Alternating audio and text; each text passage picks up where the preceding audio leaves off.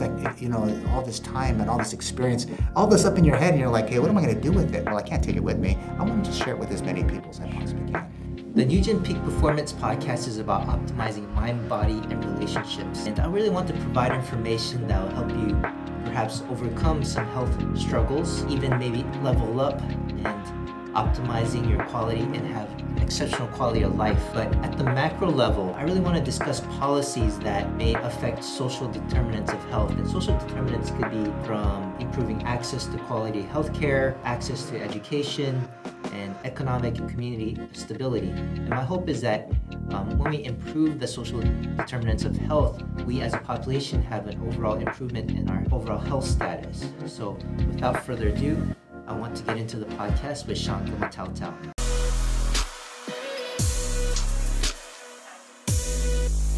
Afre Guam and beyond, this is Dr. Nguyen, Longevity Doc. So I'm here with Shawn Gumataotao.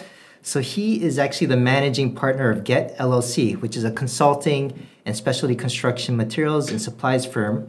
And he serves the local and federal government, private sector as well, and in all of Micronesia. And Shawn is the senior executive with a lot of experience in public policy, operational management, strategic, and crisis communications. So he's also been part of the government of Guam, recently as a Director of Policy, Planning, and Community Relations at the Judiciary of Guam.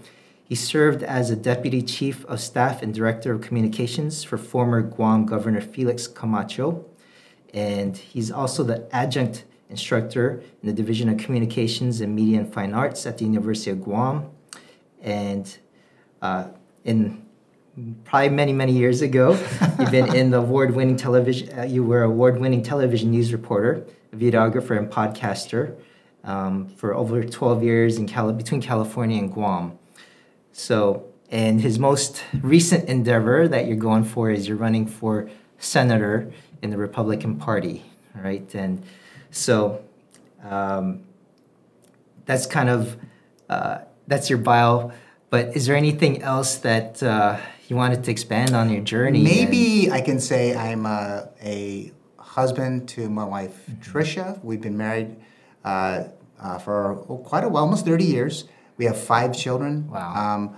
2 college graduates, one that's about to embark on her college career at UC Berkeley. I got a son who wants to be an electrician, and I have a now sophomore at Notre Dame High School in Tallahassee. So I think dad title is is the kind of the coolest one of all of the stuff that you read off. But I'm glad to be here with you. This is actually my first. I will say this is my first real interview since I said I was going to do it and run for senator in the 38th Guam legislature. So I'm so happy to be with you. Oh, thank you for making it out all the way from Tallahassee. No, it's fine. We're good. I'm happy to be here with you. Yeah. So, you know, I'm sure no one really knows, but my connection with Shawn is actually about 30 years ago. Is it 30? Yeah, it's almost 30 years when I was like 15. I had to look at that image. The image is there a timestamp on the image? So, yeah, pretty much close to 30 years ago, Shawn was working for KUM. You were the sportscaster, right? Yeah. And I think he did some tennis coverage on me. I think when Singapore was here, yes, we call it like a Junior Davis Cup, but right, yeah, we sweep them pretty bad. But you're covering me, and also Paul Sajay was a part of that picture. That's right. And Mark Arcao was part of the team. Jesuit Gerardo representing Guam. That was a great Davis Cup team, wasn't it? Yeah. So I know I kind of remember those days. It was watching you guys play, and. For the record, a lot of folks, when I thought about my coverage of tennis on Guam, I love Matt Weiss currently at the Guam Daily Post because he spent a lot of time with tennis. But even at that time, coverage of young tennis players like yourself at the time, everyone's like, "What is that?" But I enjoyed actually being out on the court with you guys, watching you play, and now seeing what you're doing now. But that was quite a long time ago. But still, I remember those days. It was just the heat, being on the court, and just hanging out with the tennis community was a lot of fun. Yeah, so it's almost like a full circle event for me because you're interviewing me, you're covering me, and now today I'm interviewing you. On the other side, I'm okay. That's why But I just wanted just so I can keep it all like, no worries. I'm excited to be with you. So, but it seemed like it didn't seem like it was like so far. Made it sound like you were only like 15. It was, yeah, you were like 15 and a half actually.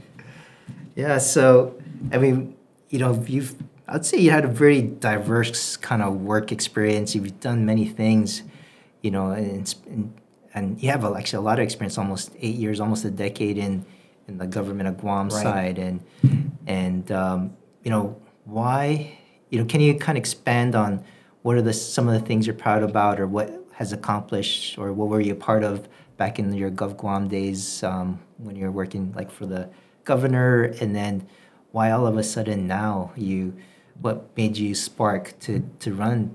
Yeah, I'll start with probably the easier one first. Is that my dad would say, if opportunity knocks on the door, kick the door in. When Governor Camacho had approached me, I thought he was just doing another story about a transition. They found these different things on what happened with the Gutierrez administration. Nothing terrible. Just like, here we saw this, we saw this, we saw this.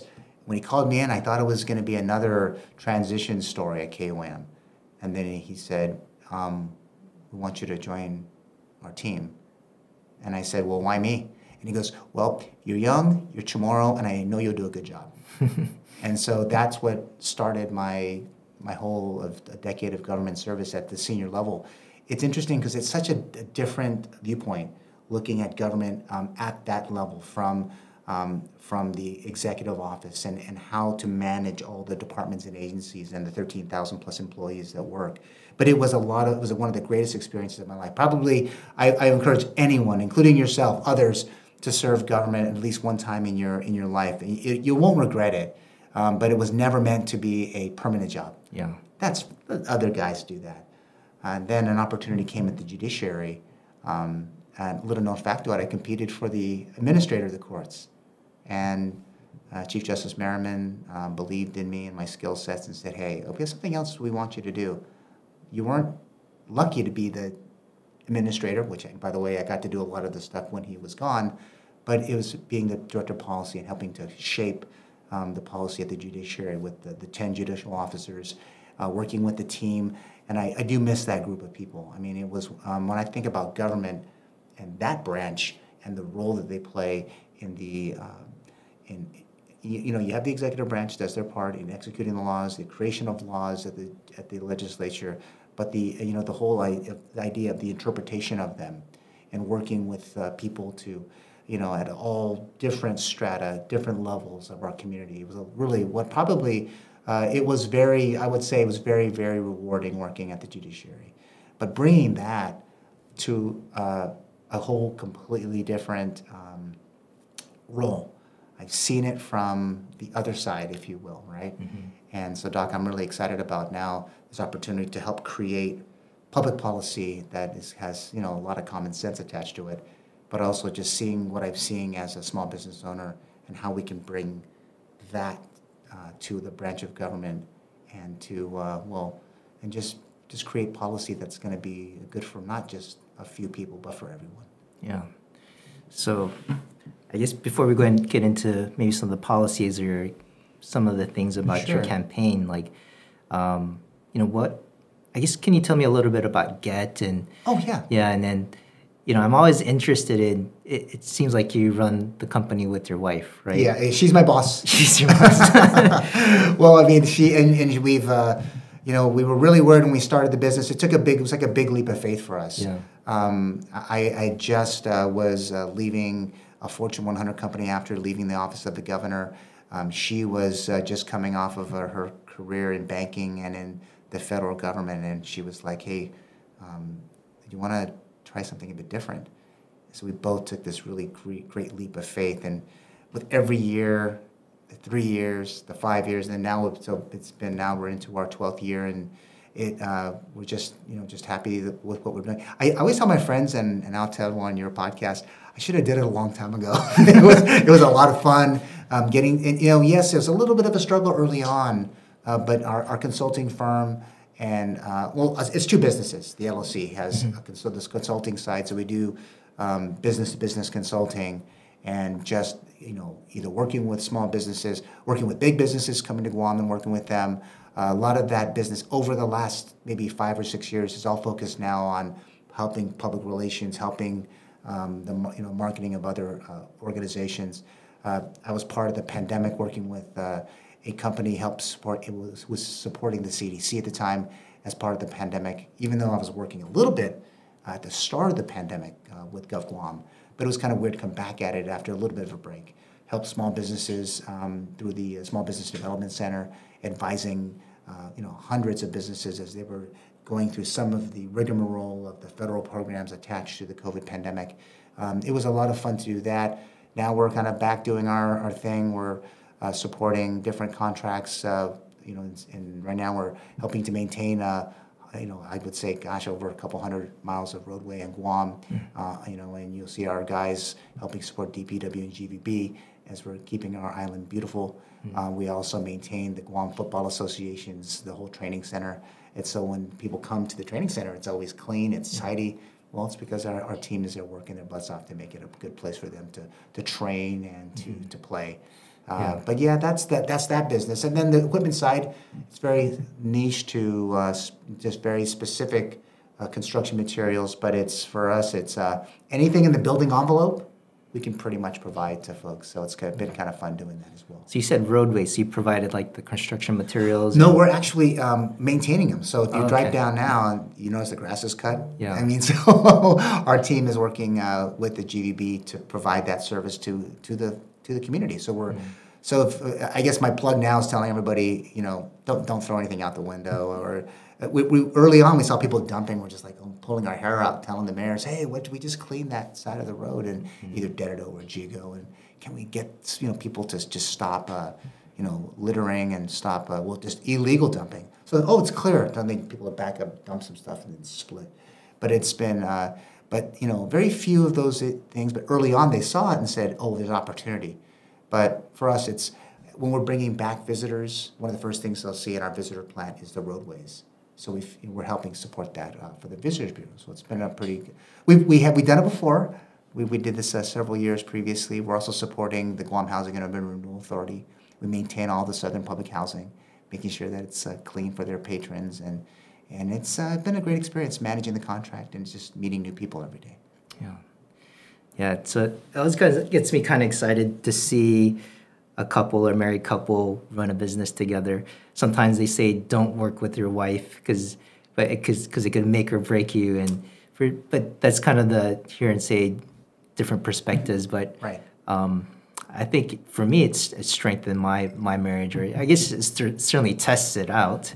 But if you get through it, it's always you start to appreciate your wife and all she does and to keep things running and how she supports you. So well, she's watching this episode of your podcast, so yes, I agree to everything you just said.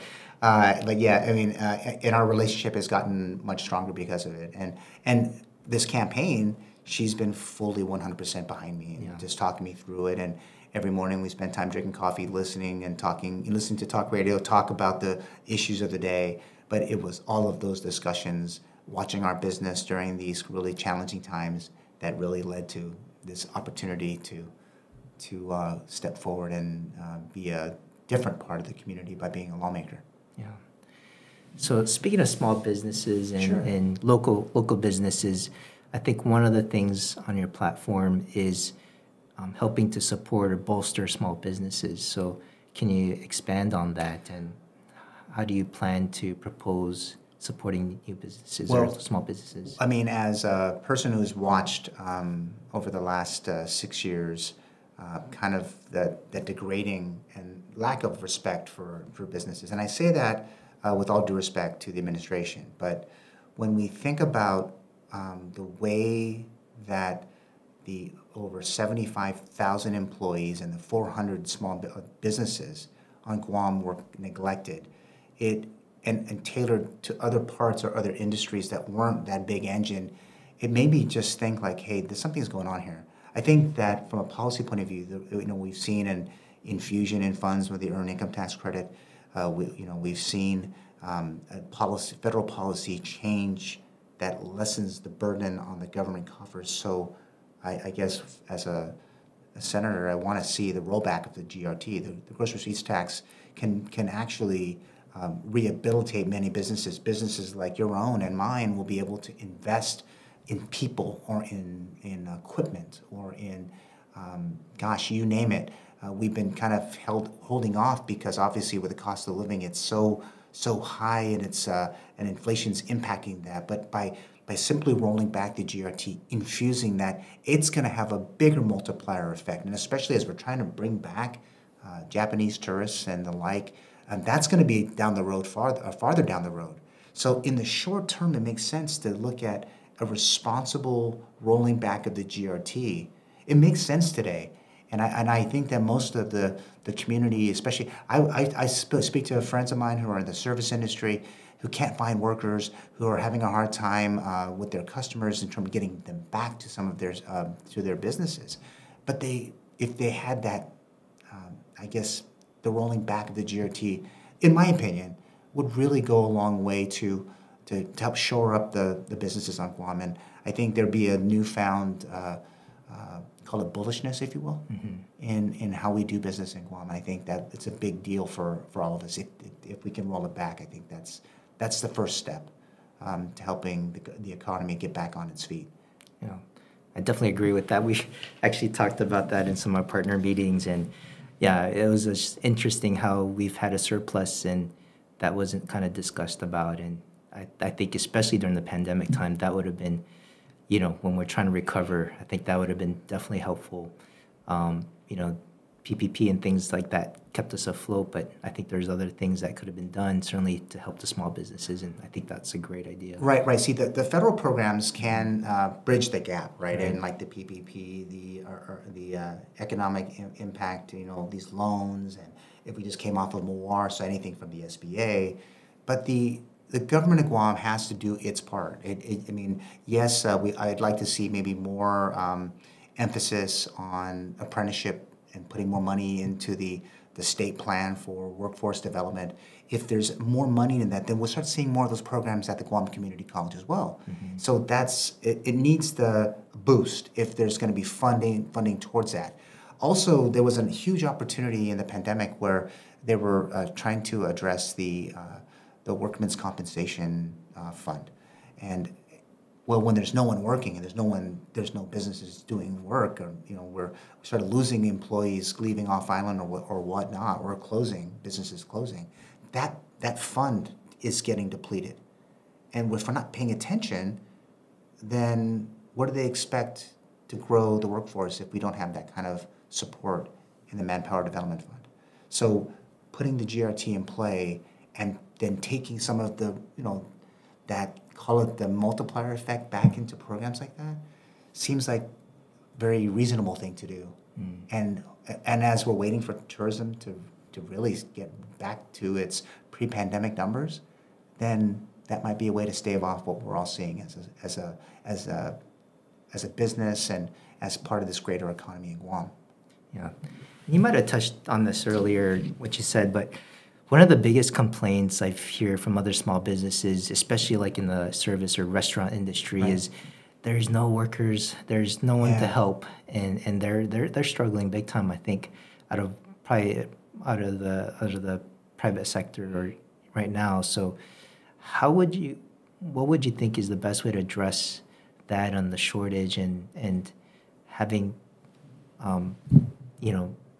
having more opportunity for work or having more people to help, I kind of, it's almost like a kind of coming full circle from working for Governor Camacho. But at the time, we would say that government can't be all things to all people. When the services that can be done better in the private sector, it takes away from the government, right? Because right now, the government's pretty big. I think they're looking at trying to pass a maybe $1.2 billion budget. Those days we were at maybe barely at $700 to $800 million. But if you take some of these jobs and put them back in the private sector, it can, there's people that are going to get back into the service industry. Maybe they won't go to, once it's all gone, they'll be looking for those rules and supporting it. Small businesses like ours can maybe take some of that burden and help deliver that service.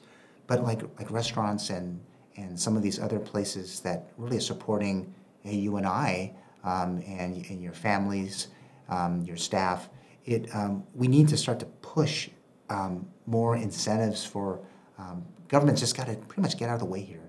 They have to, if we can get them to start to find ways to maybe, I don't know if it could be marketing with Gita to help bring back people to Guam. There's plenty of work. There's plenty of work all over the United States, but if you bring them back, maybe what we're seeing in housing and in transportation costs, that might be able to help offset some of that. Because now our people that are here, it's a lower population, is trying to support a big government endeavor, and it really should be the other way around. The private sector should be doing that, not government. Yeah. How many employees are there in the government right now? Do you know? Somewhere around 14,000, I think, something like that. Something, but a majority of the employees are in the education system. I mean, then you have the autonomous agencies, which really have run their own operations. You have the branch of government, like the judiciary, is over 300 and something employees, 360 maybe. Mm-hmm. I haven't had a chance to look at all the numbers. After this podcast, I'm probably going to look at all the staffing numbers. But when you have that many people, I mean, it's probably better served, and also you bring about efficiencies in government, because now maybe you're going to utilize AI, maybe you're going to utilize computers and technologies. We're seeing it at Rev and Tax. I mean, why can't we do that in other aspects of the business and the delivery of business in Gulf Guam? Yeah. Okay. And something I always I kind of want to go forward and asking, all my guests is, sure, what is your ikigai? What is your purpose? And the way I was want to hone on this is, I think nowadays with especially the younger population these days, or the younger generation, I feel like maybe there is a lack of purpose or belonging, and when you really clarify your purpose in life, I think you get down to work and be a productive member of society and offer a lot of back value to society, right? So I kind of really like to ask that question. And of course, purpose and your objectives in life can always change, but what would you say is your ikigai or purpose in life now? I think as I've gotten older, and it seems like I was supporting my family, and that still remains the core of me. I'm always about, I'm very pro-family. I coached for over 20 years in the soccer programs on Guam with the Wolverine Soccer Club as a good example of that. I just want to serve. I think that, and even when I was working with the University of Guam, I never really complained about the money for it, because that's not what this is about. It's always about taking the experiences I have over, either in television, either in government and in business, and bringing it to bear upon something, just giving back, sharing my experiences. Hopefully, I can inspire the next person to maybe take up the profession of being a journalist. Maybe I'm going to give them something of hope when they want to take an appointment working for maybe the office of the governor, or maybe in any one of the executive branch agencies. Or maybe some discussion is going to inspire them to be an entrepreneur. Maybe they had an idea, and the discussion will say, okay, maybe I'll go out and get that little widget, and I'll want to sell hundreds of widgets, not just in Guam, but in Micronesia, maybe beyond. It's just trying to share that experience with them, and serve, just using that to serve them, not the other way around. I can, I love what I do. I love right now I'm also on the faculty. I'm a subject matter expert with the Center for Homeland Defense and Security. It's a program of the Naval Postgraduate School. I'm a product of the Pacific Executive Leaders Program. It's an in-residency program at the University of Hawaii at Hilo. It's talking emergency management. It's talking leadership in government, and I just want to give back, and not it's like all this time and all this experience, all this up in your head, and you're like, hey, what am I going to do with it? Well, I can't take it with me. I want to just share it with as many people as I possibly can. And when you say emergency, does that include biological? Yes, I mean, interesting, Doc. When I was working, and we were talking right before we started this, but I had spent a lot of time in government to understand, well, how do you communicate in a crisis? How do you communicate life-saving messages to people so that they can help get the information and then make a decision? And a lot of what we face in a community, health-wise, especially healthcare, it's decisions. You can choose to eat that ice cream, or you can choose to eat an apple. I went on this interesting. I've been trying to take care of my health over the last 10 years or so, last 6 years for sure, and trying to take some sugars out. What was the decision? And then when the pandemic hit, like, okay, I think I was farther ahead, more vitamin C, just taking and helping to help message it. You can't, it's hard to message it if you're not living it.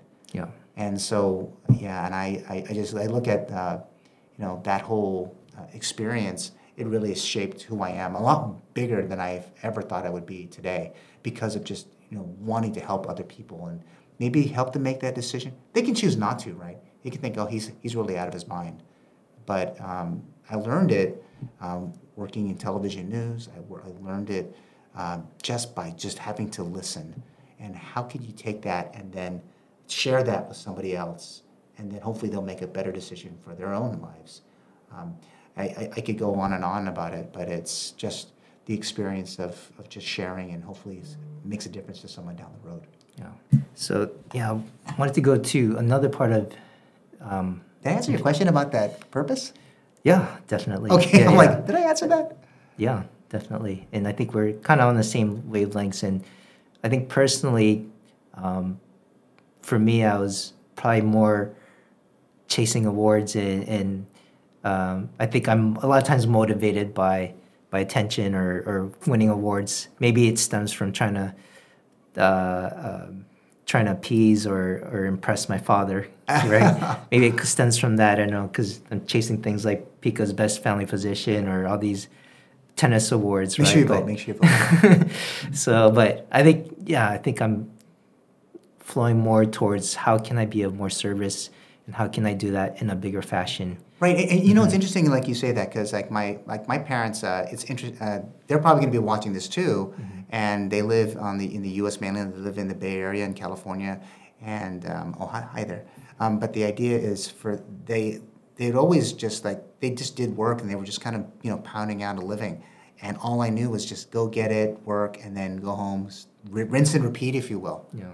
But I guess for me, when I started working in government back in 2003, it really changed my worldview about service. It's people think, oh no, that's not a job. That is not something we should be aspiring to. And I kind of beg to differ.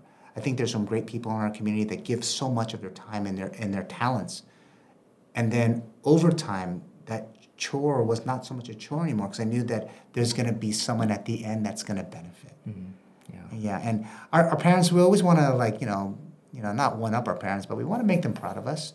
And as I became a parent, that even made it even more important. Like, I just want to be a good role model to people versus just be that guy that just works and goes home. What other things can it be? It just can't be one single thing. Yeah. I want to be able to be a bigger role model to more and more people. That's why I love coaching soccer. I coached it for 20 plus years.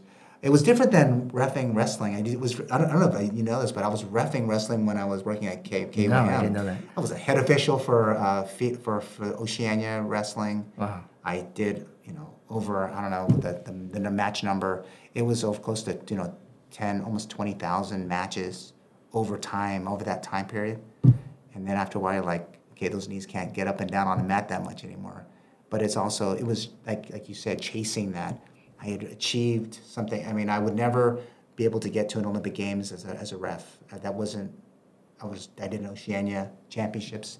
That hit that pinnacle for me. And then I'm like, okay, I think I've kind of topped out. Well, I got to go do something else. I was head of Guam Amateur Wrestling for a while, then handed off everything, and then retired, whistle, everything, to move on and do something different. Mm-hmm. Then I finally gave up coaching youth soccer. I'm still playing, but I gave it up. Just the pandemic made it tough, and I didn't wanted to give more back. But it's just that idea of just giving back. It seems like family is core for you. That's you kind of always go back to family, and you kind of corrected or almost said, this is a big part of my life, not just the work or the accolades, but family is a big thing for you. Yeah. And one of the big things, I came back to Guam. It's been 8 years now, and I remember the days when I was growing up in Guam.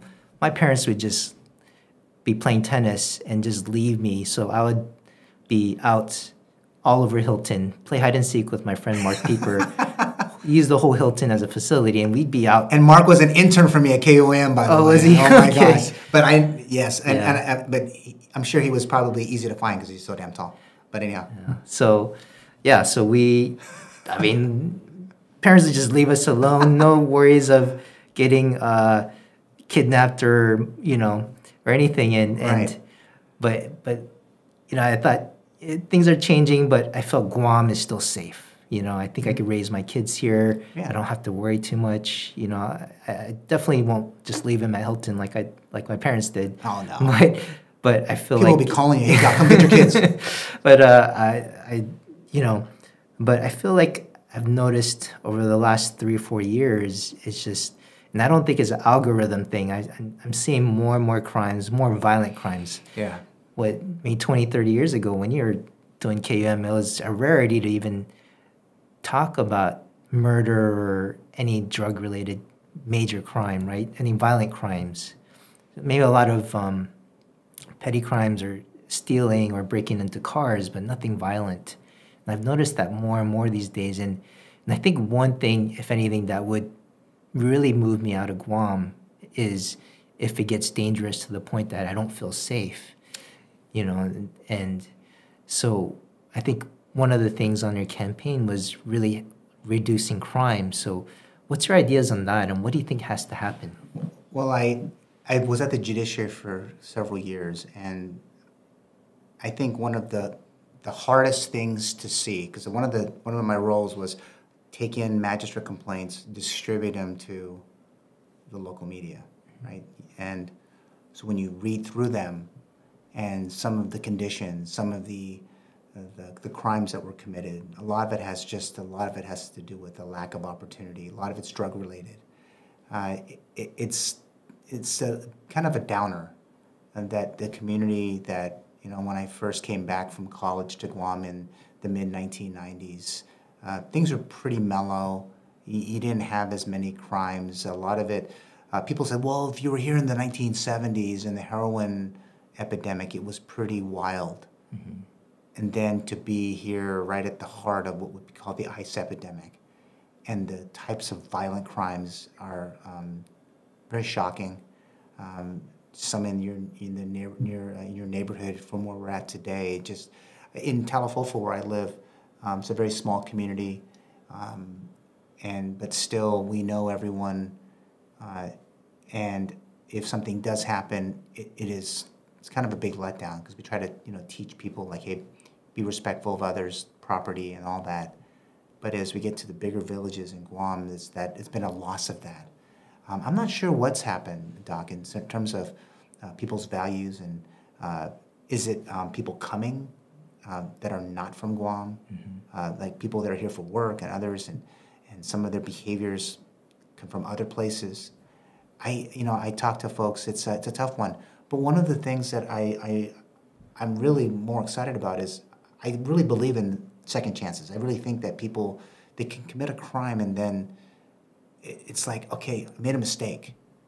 And there are many more people who make us a mistake and don't do it again. Mm-hmm. And so one of the things I saw at the courts, and I'm really big, I think we should put more money into it, is the reentry court. Mm-hmm. It's a way for folks who have committed a crime, they go through that process in reentry court. They get trained, they get some kind of skill. The hardest part is they don't even have their IDs. They don't have driver's licenses because they've been incarcerated. They don't have that access. And then the court and this whole system helps these guys. Also, faith-based organizations help out. But it's a way for them to we should be doing more of that. The folks who we could see, that can identify as that this guy really could be, a second chance type of person. We should be investing more into that versus I know we look at some of the other, like the drug courts, but at some point, without that supervision, anything beyond 2 years, if we're still supervising after 2 years, they're going to get in trouble again. Yeah. So the science has said that anything beyond it is not helpful. So maybe have to look at how do we improve more resources to that reentry court, get all the services around them to support. It could be housing, it could be ID, just some of these things. Social security cards become even more challenging because they don't have it. They don't have a home, they don't have any place to go, or they lost it or was just somehow lost. So we got to find ways to help in that part of our society. And then if they have a skill, then that service industry we're talking about, they can fill these roles. I think a lot of businesses get a little bit hesitant. Oh, that guy had a problem. But if we can just get past it and say, all right, gonna give it a whirl, they become model citizens after, more than likely. So we got to do something. We want to help our service industry. Here's another workforce that might be able to help that out. Another thing I wanted to talk about was you talked about the elderly, and one thing I encounter quite frequently in the clinic is a lot of the stress that my patients are feeling being a caretaker for their for their parents, their manamkos, and I love the beauty of the culture where really take care of your family. But if your elderly parents have things like dementia, it's certainly a hard life. It's a 24/7, can't sleep. It's a hard, very stressful thing to take care of family, especially have conditions like dementia, and that's something that's going to be, that incidence of dementia is going to increase over the years. They say that type 3 or Alzheimer's is type 3 diabetes, and so usually the course of if you have diabetes, that translates to more and more likelihood of Alzheimer's, because there is a theory that it is a metabolic issue. So I think we're going to see, quality of life or just more complicated taking care of the elderly. So do you have any ideas on how we as a society can take care of our elderly also without putting too much burden on the person that's trying to also take care of their own family, like their children and their supporting family, right? One of the things that I kind of discovered this during the pandemic was, how much emphasis was placed on child care centers. And, we got to get mom and dad back to work. Yeah. And then kind of neglected the whole segment of our population, of our elderly, the most vulnerable from COVID-19, based on some of the science at the time during the pandemic.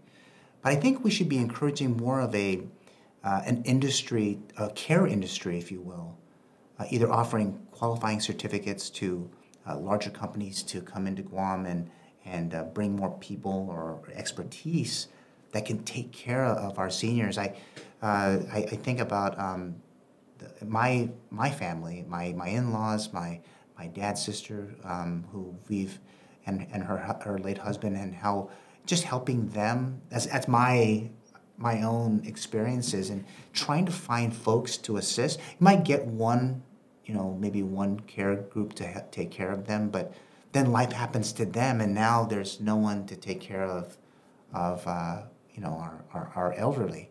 And if we start to bring maybe more resources for these types of services, whether it's senior care, senior living, I'm not saying put them in a home, but just somehow incorporate some kind of program that we give more resources to that kind of industry, then maybe we can start to better care of and support working families who are trying to take care of their elderly.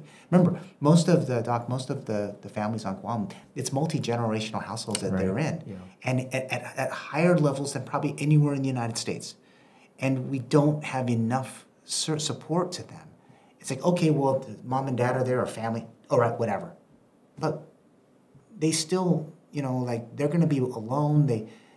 There's not enough maybe nurses or practitioners to make those home visits. I know that there's like a push to try to do more telemedicine.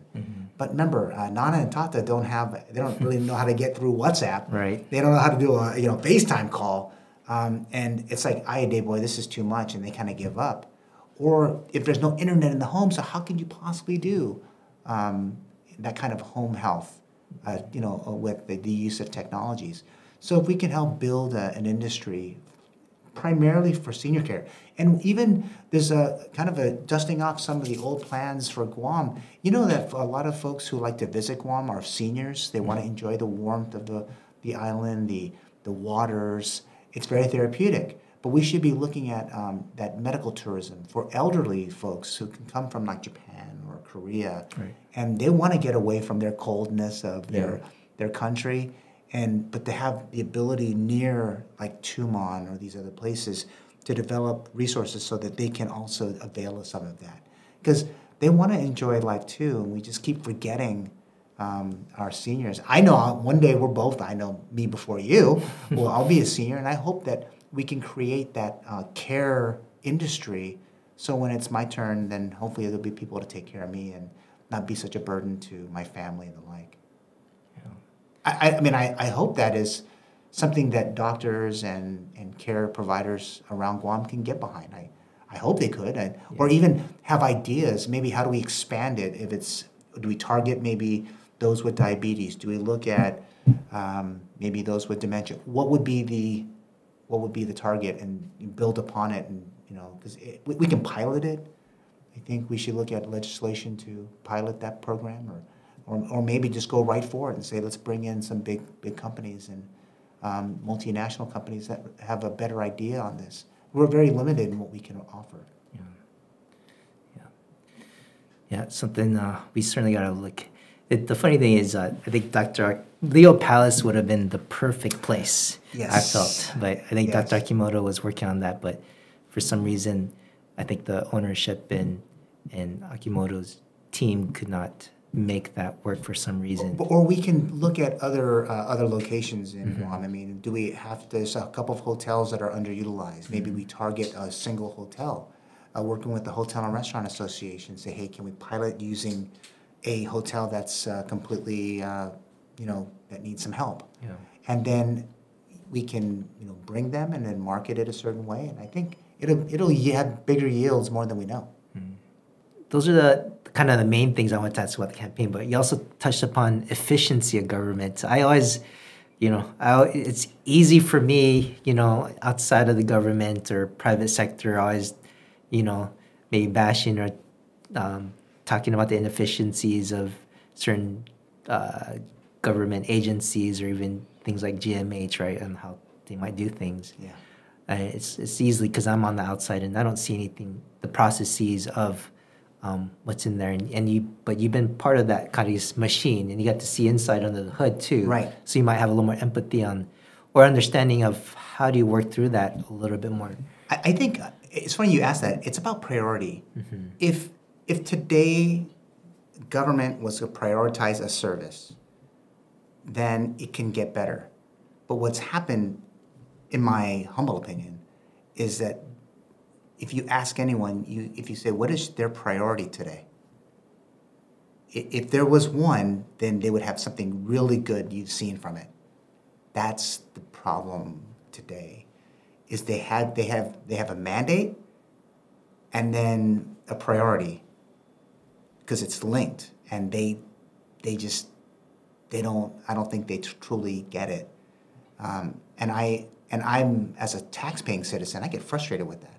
Like, I really like what I'm seeing at like Rev and Tax with trying to get a appointment for a driver's license, or taking care of those. That makes sense. Right.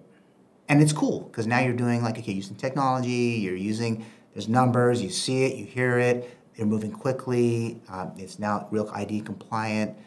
Those things have made that process so much better. The old days it was really horrible to try to get a driver's license. Yeah. It just didn't make any practical sense. And everything's so mixed up.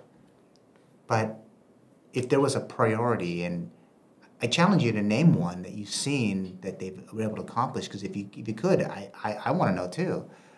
That's what we see today is that one of the biggest concerns as a society is when our government, they have all these mandates, but they don't have a priority. They can't tell you. Like, you think maybe you want to build, fix a pool, right? If it was a priority, you would get it done. If you wanted to fix something at GMH, right? We're talking about GMH.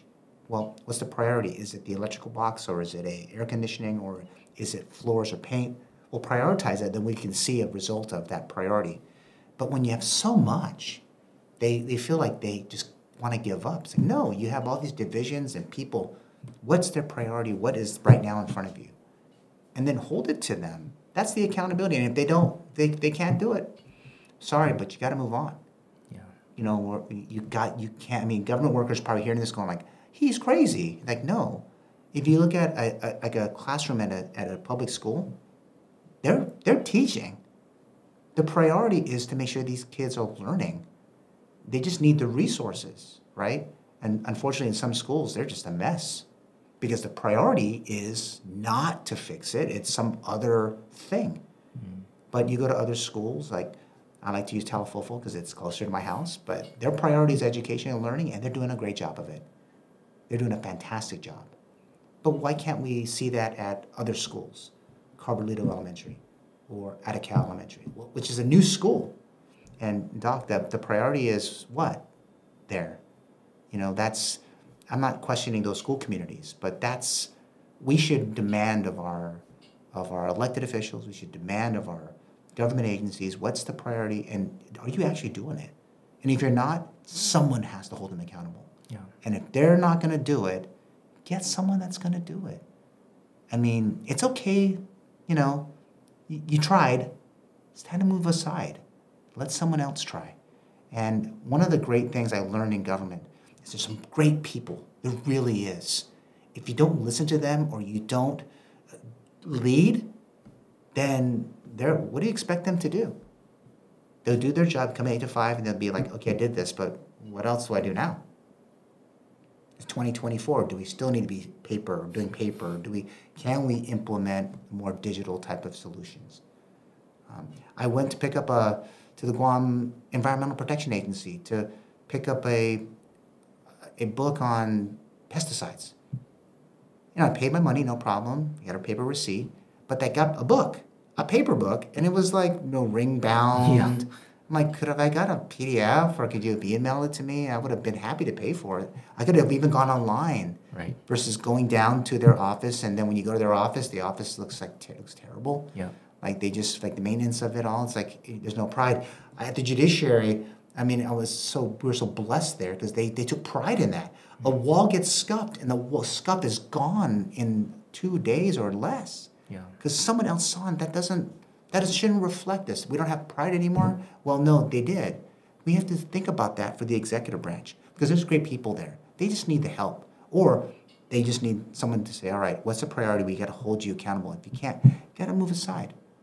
I know people will say, well, I earned that spot. Well, you still got to do your job. Yeah. The accountability has to be there. Set the goals and make sure that it's getting accomplished. How hard is that? I mean, it sounds reasonable. They ask you to be a doctor, like you're going to provide a service.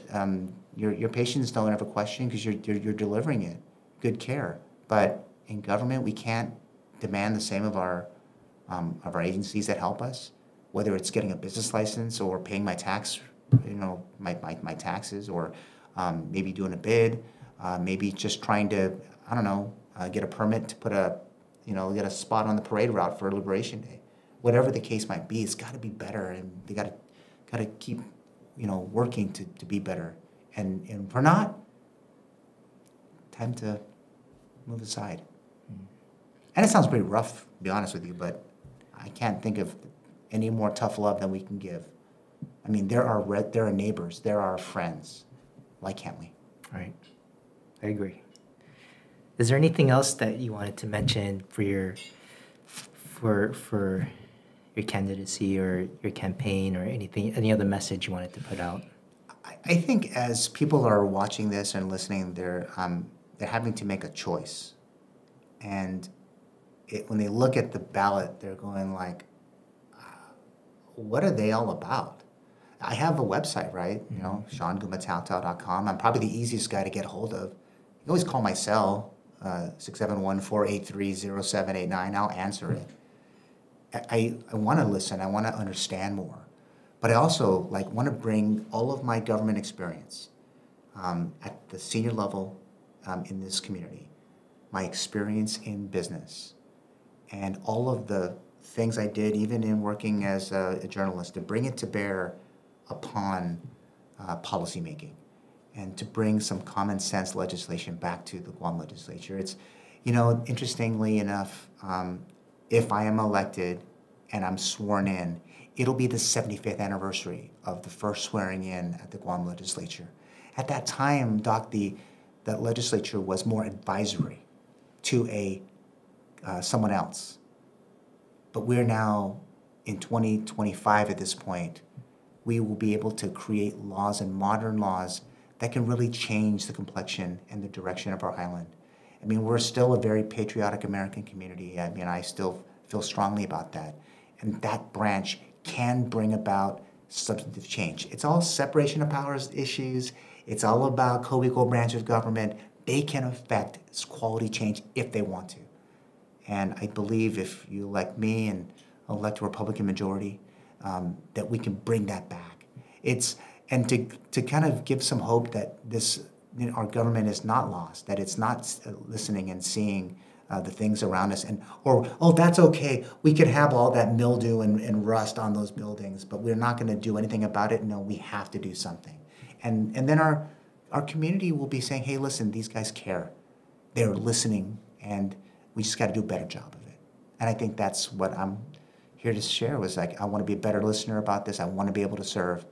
And with a vote of confidence, I think I'll be able to do that. I know I'll be able to do that and bring in all that to bear with good policy at the Guam legislature. Well, thank you so much for making it all the way from Talafofo. This is a great conversation. Oh, no, I think I was doing more talking, Doc. You didn't even say much. It was awesome. Thank you for having me. It was really awesome. Yeah, it was great to see you after 30-some years. And it shouldn't be like this again. And then show me the picture just really kind of cemented it. I had to say yes. What the heck? You didn't say no to me when I said, hey, can I interview you for KYM? Of course not. I would. You're like, what does that mean? I want to be on TV. I want to be on TV, of course. And at the time, they were watching my show at 6 and 10 o'clock. You got to see it twice. But yeah, I just appreciate even this opportunity, and thank you for that. And I hope this is not going to be the last time. I'm hoping that I can come again. Of course, yeah. Maybe I'll have you back in 2 years after you get elected. Maybe get on my podcast. I'm going to keep you accountable. Oh, okay. Let's go through what you did. No, for sure. Or even my podcast. Yeah. That's it. That's all. It's on Spotify, Apple Podcasts, wherever you get your podcasts. Yeah. But vice versa. I'm always kind of thinking about that's another platform for me to be able to share different issues. Yeah, and that's why I started it. Yeah, and you're on Spotify. Yeah. The name of your podcast. That's it. That's all. Okay, so you can find Shawn on Spotify, and you also have a website. You said ShawnGumataotao.com. There's links to all of the socials there, but yes, it's I'm doing it by myself. I don't have a team of people, but it's been still fun anyways. Well, I like to see your master in marketing and effect and put it to practice, and I'd like to see that. Yeah. I'm here just to help create. I want to create public policy for good of people. It's taking all the experiences and making a difference. All right. Well, thank you so much. Thank you.